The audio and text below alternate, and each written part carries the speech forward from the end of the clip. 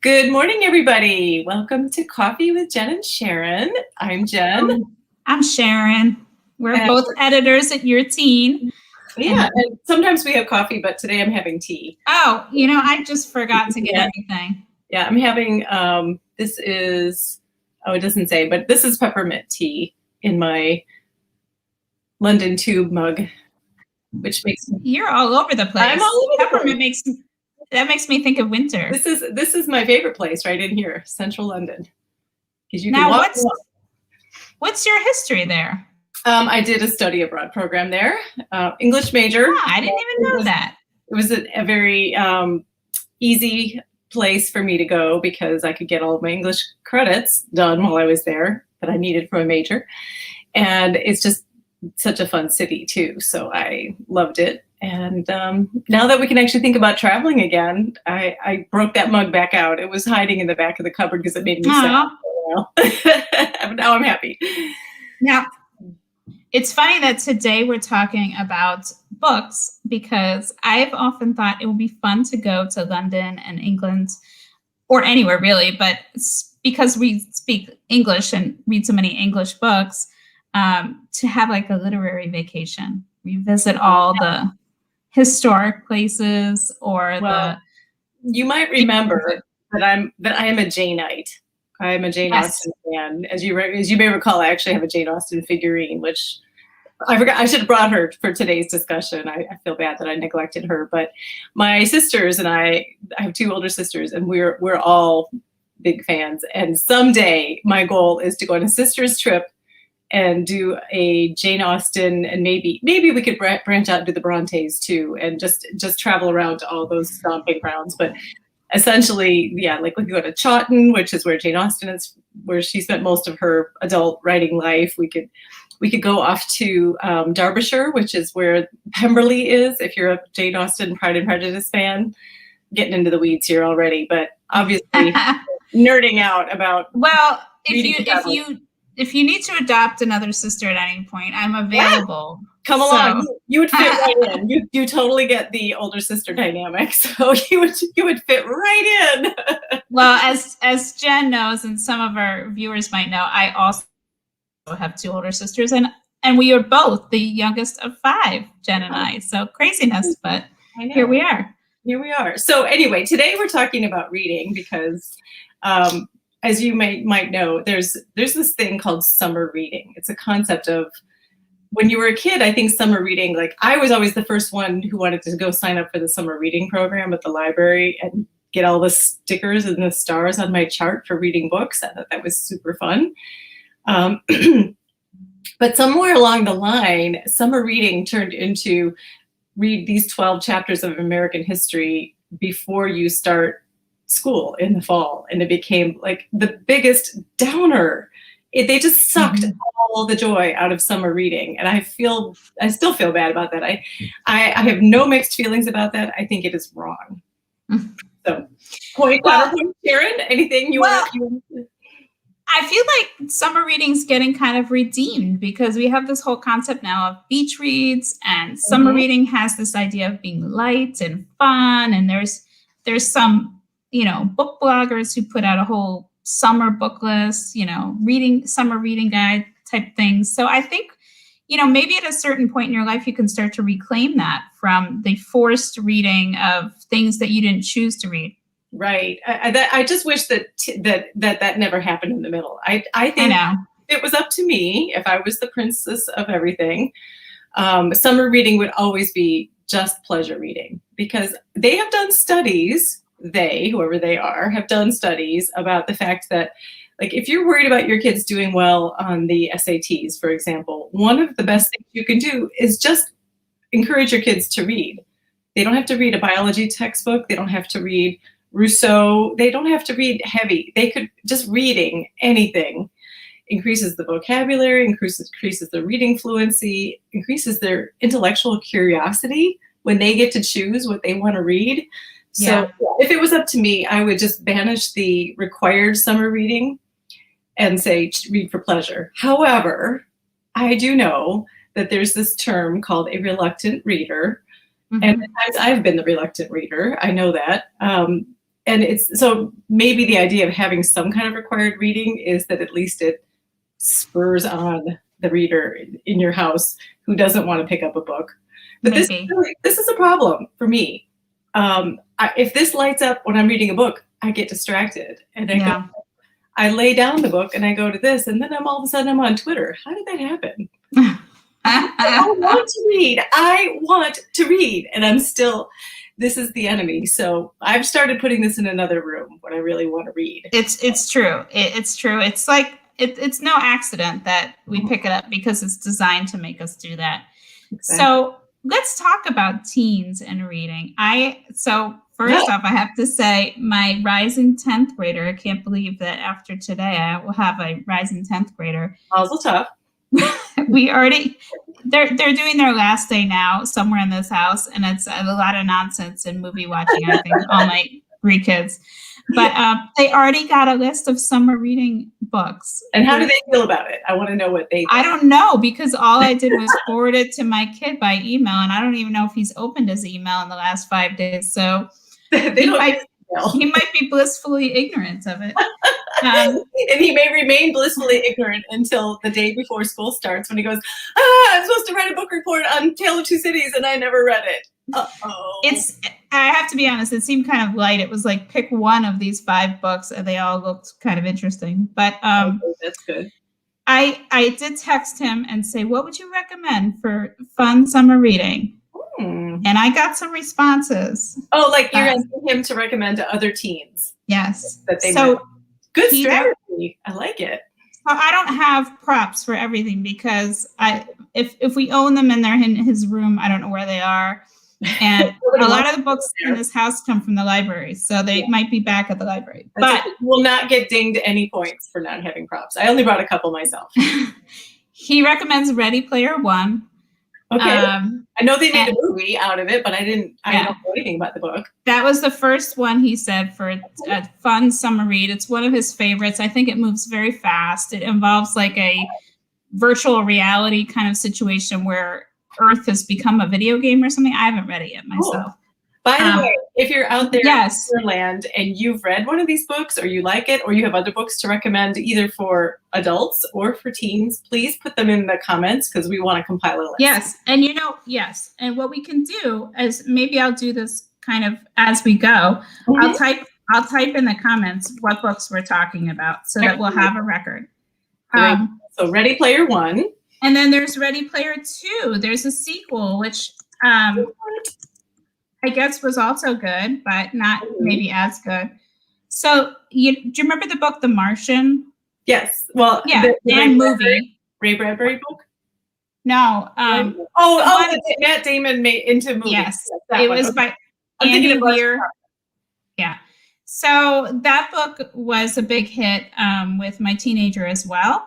And that guy wrote another book, which is space and science. But he said he wouldn't recommend it to everybody because it's kind of long and has a lot of science. So if your kid likes books that are kind of long and have a lot of science, then maybe they'd like the book by the author of The Martian, Andy Weir. I'll write it down in the comments.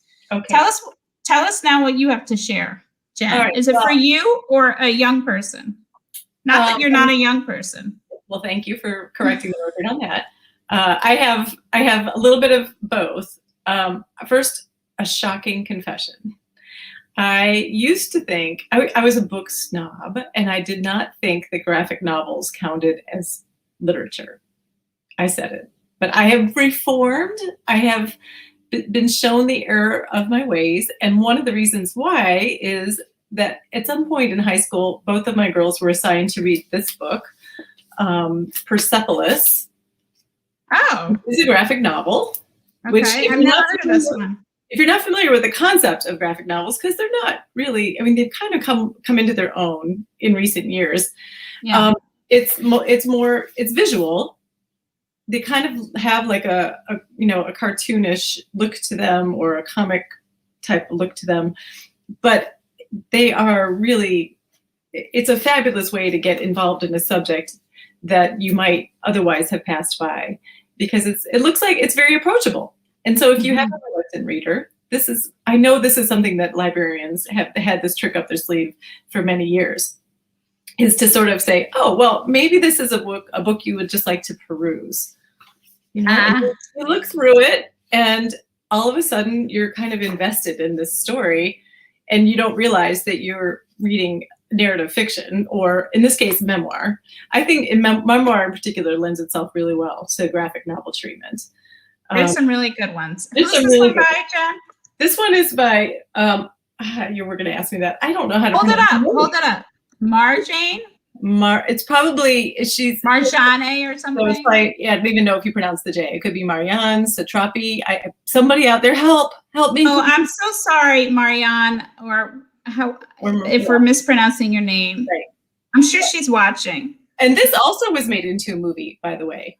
Oh, okay. Into an animated movie based on the graphic design. So it's really, and it says now a major motion picture right there. And it's the winner of the 2007 Cannes Film Festival Jury Prize. So that's another trick I have up my sleeve, is sometimes the sideways into reading a book is to watch the movie version first. For example, one of my daughters, I got her hooked on Jane Austen because we watched the Colin Firth version of Pride and Prejudice, which is the only acceptable version, in case you were wondering. And it was just on, like she came in, she would walk in and listen and then she sat down for a while, and then all of a sudden she's like, this is really good. Shocking. It is. And what's really good about that particular version is that almost all of the dialogue is taken directly from the book, the Jane Austen book. But the acting is so spectacular and humorous that you get sucked right in. So now she became interested in actually reading the source material and comparing and contrasting. So now I'm still a snob about one thing. I will not buy a book that has the cover of the movie, that has a picture of the movie on the cover. That's just, it doesn't seem quite right. Although I might make an exception for the Colin Firth. Only if it's the picture of him getting out of the lake with his. What about the girls in your life? Are they reading anything in particular that they like? Have they entered the young adult fiction arena yet? My older one has. She's going to be 14 in August, and the other one is pretty solidly middle grade reading. But I will say that, speaking of Jane Austen, we did watch Sense and Sensibility, which is, I think it's a 1995 or 1996 version with Emma Thompson. Emma Thompson. Thank you. That is literally a perfect movie. It is delightful. It's so funny. It brings the book to life. They haven't picked up the book yet, but I think now they will. They know that Jane. It might make it feel more approachable now that they can picture the characters. They know the interplay between them. And also, I felt that way about The Martian. I thought that movie was so well acted and it was so interesting that it made me much more likely to want to go read something by that author. So I did also ask my my 13-year-old, almost 14, what she would recommend, and she recommended the Scythe series, or Scythe, depending on how you pronounce it. Scythe. It's a trilogy, dystopian. I have not read it. I hear it's fabulous. I hear that from adults too. We are allowed to read young adult books too. Absolutely. And I do have great. Yes, I do have one to share in that vein too. Okay. Somehow I got a copy. It might have been through your team. I got a copy of this. I have show and tell. This is a YA book, House of Salt and Sorrows, and it's it is a very pretty cover, and it has like texture to it too. When you touch it, it's bumpy. Ooh, like the letters stick up. It's very satisfying. It is a fantasy based in a fairy tale of the 12 dancing princesses. And my 13-year-old says that she wants to read this. So I haven't handed it over to her yet. But I just picked it up to look at it. And I was kind of seeing, is this appropriate for her? Because she's kind of on the cusp, young adult. I don't know how adult versus young some of these books are. So I'll just flip through and see what it's all about. and I started reading it and I could not put it down. So that's an excellent recommendation. Well, I felt that way about the Hunger Games, which I know people know of because of the movies. And again, that's another way you might introduce it with the movies and then go back and have them read the books. I thought those were excellent and very engaging. And I think it's really fun for kids. If they pick up a book and they can read it quickly, it feels like success. So if it's a page turner, it doesn't have to be something that is, hugely challenging them. I think part of what I loved going back to the, the summer reading program as a kid at the public library was it was all about quantity, not quality. Yeah. And I am so here for that. If it's like, if your kids are still motivated by that kind of a chart, I'd be totally down for like having the sticker chart and saying, hey, when you fill a row of 10 books, stickers for 10 books, well, let's go to Mitchell's and get some ice cream. I would be not at all averse to that. And I don't care what it is. It can be, 10 graphic novels. It could be 10 comic books even. I mean, it depends on what your litmus is, but I think it's about developing the habit. And I need to get myself back into the habit of reading. Right. So maybe I'll treat myself to Mitchell's after I finish my next book. Anything you're reading now or that you would recommend, Jen? Yeah, actually, okay, let me grab it. Hold on. I forgot to bring it. Very exciting. Oh, wait, never mind. It's upstairs. I forgot because I was reading it at bedtime last night. It's this big. It's a huge book, and usually that would turn me off, but it is the newest book by J.K. Rowling, but she's writing as Robert Galbraith. That is Is this very new? Very new. It's called Troubled Blood.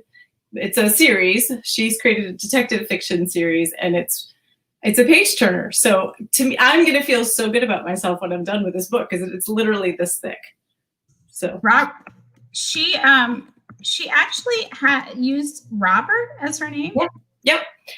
Yeah, I think that sort of a very British tradition is to write pseudonymously and even to be a different gender for your pseudonym. So yeah. It was a mystery for like 10 minutes. And then, because of AI, people were quickly able to figure out that this new mystery author was J.K. Rowling. So, but she uses that as that's the pen name she uses when she's writing this particular series.